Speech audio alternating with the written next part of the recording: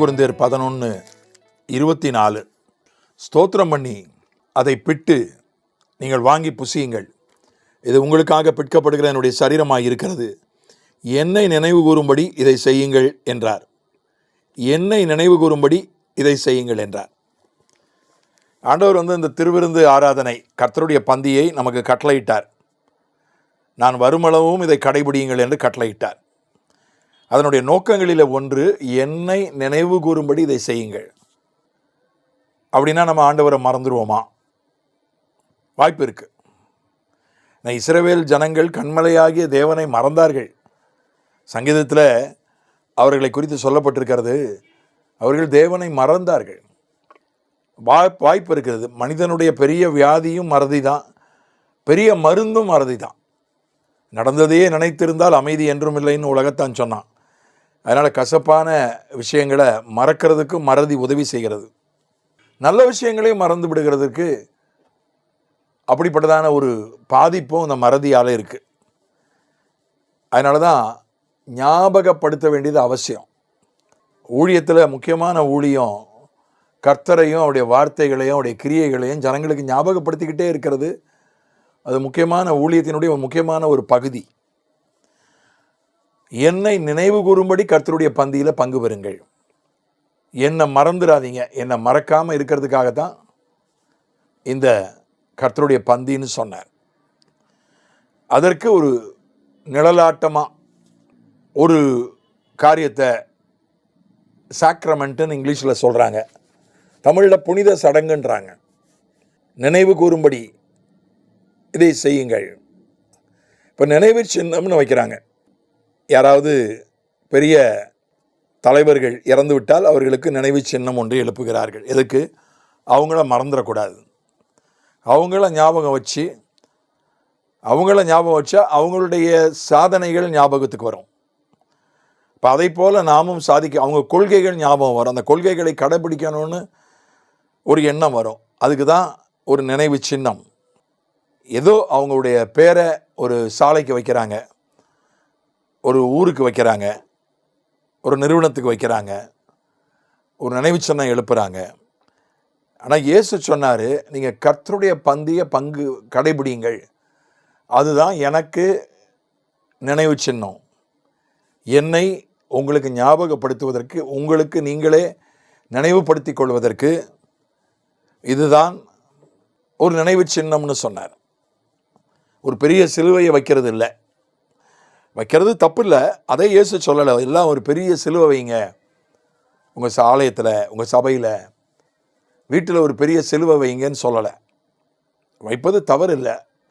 எது ஆண்டவரை ஞாபகப்படுத்துறதுக்கு, ஆண்டவரை மறக்காமல் இருக்கிறதுக்கு நமக்கு உதவி செய்கிறது? கர்த்தருடைய பந்தி, திருவிருந்து ஆராதனை.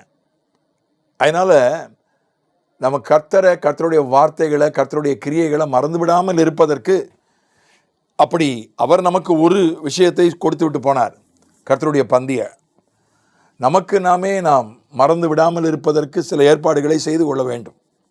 எஸ்தர் 9:28 படிக்கிறோம். அங்கே கர்த்தர் தம்முடைய ஜனத்தை அழியாதபடி பாதுகாத்தார். அதை நினைவு கூறும்படி ஒரு பண்டிகையே அவர்கள் ஏற்படுத்தினார்கள். இந்த நாட்கள் எல்லா தலைமுறைகளிலும், வம்சங்களிலும், தேசங்களிலும், ஊர்களிலும் நினைவு கூறப்பட்டு ஆசரிக்கப்பட வேண்டும் என்பதையும், இந்த பூரிம் என்னும் பண்டிகை நாட்கள் யூதருக்குள்ளே தவறி போகாமலும், அவைகளை நினைவு கூறுதல் தங்கள் சந்ததியாருக்குள்ளே ஒளிந்து போகாமலும் இருக்க வேண்டும் என்பதையும், தங்கள் மேலும், தங்கள் சந்ததியார் மேலும், தங்கள் மார்க்கத்தில் அமையப்போகிற மற்ற யாவர் மேலும் கடனாக நியமித்து கொண்டார்கள். யூத குலமே சர்வநாசமாவதற்கான திட்டம் தீட்டப்பட்டு முயற்சி எடுக்கப்பட்டது ஆமான் என்கிற மனிதனுடைய மூலமாக. எஸ்தர் காலத்தில் கர்த்தர் அதை எஸ்தர் மொர்தெகாய் மூலமாக முறியடித்து கர்த்தர் யூத ஜனத்தை பாதுகாத்தார். யூதருடைய விரோதிகள் அந்த நாளிலே கொல்லப்பட்டார்கள், அழிக்கப்பட்டார்கள். அதனால தான் பூரீம் என்கிற பண்டிகை ஏற்படுத்தப்பட்டது. இதுவரை ஏற்படுத்தப்பட்டதெல்லாம் மோசே காலத்தில் கர்த்தர் சொன்னது. எல்லா பண்டிகைகளும், அது கூடார பண்டிகையோ, பஸ்காவோ, பெந்தெகோஸ்தே பண்டிகையோ, எல்லாமே மோசையை கொண்டு ஏற்படுத்தப்பட்ட பண்டிகைகள். அவைகளும் நினைவு கூறுவதற்காகத்தான். புதிதாக ஒரு பண்டிகை எஸ்தர் காலத்திலே ஏற்படுத்தப்பட்டது. அவனுடைய கூட்டத்தாருடைய கையிலிருந்து தேவ ஜனங்கள் காக்கப்பட்டதற்கு நினைவு கூறும்படியாக, நன்றி செலுத்தும்படியாக பூரீம் என்கிற பண்டிகை ஏற்படுத்தப்பட்டது. பண்டிகையும் அப்படிதான் ஞாபகப்படுத்துகிறது. ஆனால் அதுக்காக நினைவு சின்னங்களையே நம்ம வணங்கி விடக்கூடாது. அந்த அப்பமே இயேசுவினுடைய சரீரமாய் மாறிவிடுகிறது என்று மிகையாக நம்பி அப்படி ஒரு உபதேசம் இருக்கிறது இந்த உலகத்தில். ஆசீர்வதிக்கும் போது கர்த்தருடைய பந்தியில் அப்பமே இயேசுவாக மாறிவிடுகிறது, இயேசுனுடைய சரீரமாக மாறிவிடுகிறது என்று அதை வணங்குகிற ஒரு உபதேசம் உண்டு. கிறிஸ்தவத்தில் ஒரு பிரிவில் உண்டு. மிகையாக போயிடக்கூடாது அதுக்காக. அதே நேரத்தில் இன்னொரு உபதேசம் உண்டு. கர்த்தருடைய பந்தியே கிடையாது, அது சடங்கே கிடையாது. அது ஒரு சபை பிரிவு இருக்குது. ஞானசானமும் கிடையாது, திருவிருந்து ஆராதனையும் கிடையாது. எந்த நினைவு சின்னங்களும் வேண்டாம், அதெல்லாம் சடங்கு வேண்டாம். அப்போனா கூட அவங்க ஒரு கொடி ஏற்றுறாங்க. அவங்க ஒரு சிலுவை கொடி ஏற்றுவாங்க, அந்த கொடிக்கு கீழே வரணும். ஞானசானம் கிடையாது, அந்த கொடிக்கு கீழே வந்தால் அவங்க அந்த சபையினுடைய அங்கத்தினர் ஆகி விடுகிறார்கள். அவங்க ஒன்று வச்சுருக்காங்க, ஒரு கொடியை நினைவு சின்னமாக வச்சுருக்காங்க, சிலுவை கொடியை. ஆனால் கர்த்தர் கொடுத்த ஒரு நினைவு சின்னம் கர்த்தருடைய பந்தி. கர்த்தருடைய பந்தியில் தவறாமல் கலந்து கொள்ளணும். கர்த்தருடைய பந்தியை விட்டுறக்கூடாது. எல்லாத்துக்கும் மேலே கர்த்தரை மறந்துடக்கூடாது. யாரை வேணால் மறக்கலாம், எதை வேணால் மறக்கலாம், கர்த்தரை மறக்கக்கூடாது. ஒரு தலைவர், மாநிலத்தில் பெரிய தலைவராக இருந்தவர், முதலமைச்சராக இருந்தவர், 90 வயசுக்கு மேலே ஆனபோது அவருக்கு உடல்நலமெல்லாம் குன்றிவிட்டது, நினைவெல்லாம் தப்பிவிட்டது, யாரையும் ஞாபகத்தில் இல்லை. அவருக்கு மனைவியை கூட ஞாபகத்தில் இல்லை.